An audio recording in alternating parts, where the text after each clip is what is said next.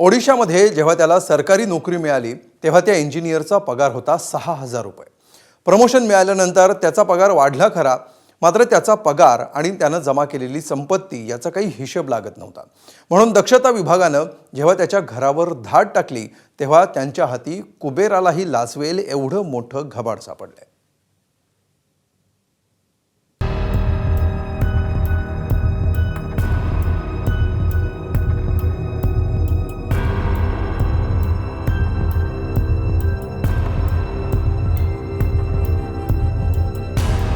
नोटांचे bundles ठेवण्यासाठी table देखील अपुरा पडतोय।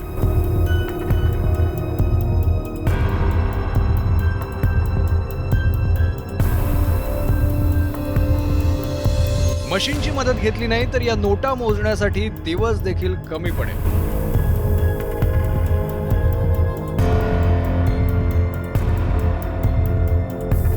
ओडिशा राज्यातल्या दक्षता विभागानं एक धडक कारवाई दरम्यान ही कोट्यवधींची रोकड जप्त केली आहे आणि हे घबाड मिळालंय वैकुंठनाथ बोहरा नावाच्या सरकारी अधिकाऱ्याकडे। महाशय, ओडिसाच्या कंधमाल जिल्ह्यात एकात्मिक आदिवासी विकास विभागात सहाय्यक कार्यकारी अभियंता पदावर आहे। वैकुंठनाथ बेहरानं या पदाचा दुरुपयोग करत काळी माया जमा केल्याची माहिती ओडिशाच्या दक्षता विभागाला मिळाली होती। विशेष कोर्टाकडून वॉरंट मिळाल्यानंतर दक्षता पथकानं कंधमाल जिल्ह्यात एकाच वेळी 9 ठिकाणी छापेमारी सुरू केली।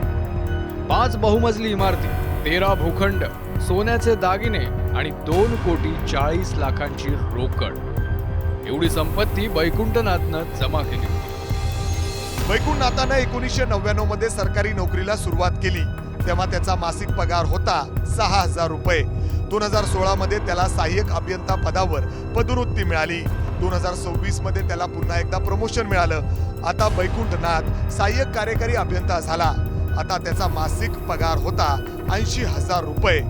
त्याचा पगार पाहता आणि त्यांनी जमवलेली संपत्ती पाहता वैकुंठनाथाच्या खऱ्या कमाईचा मार्ग काय होता हे सांगण्याची गरज नाही। तेव्हा जमीन जुमला आणि इतर मालमत्तांच्या कागदपत्रांविषयी काही सापडलं नाही।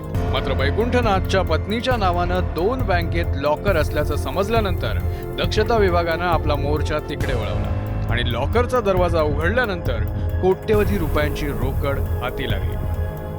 ओडिशासारख्या राज्याच्या आदिवासी विभागातील सहाय्यक कार्यकारी अभियंता एवढी माया जमा करत असेल तर इतर खाबू वरिष्ठ अधिकाऱ्यांबद्दल न बोललेलंच बरं। देशाचा विकास बाजूला ठेवून स्वतःच्या तिजोऱ्या भरणाऱ्या अधिकाऱ्यांना कितीही मोठी शिक्षा दिली तरी त्यांनी केलेल्या भ्रष्टाचारामुळे सरकारचं, समाजाचं आणि आदिवासी विभागाचं झालेलं नुकसान भरून निघणार नाही। श्रुती बहिरगावकर आणि अश्विनी चिलवनसह ब्युरो रिपोर्ट, एबीपी माझा।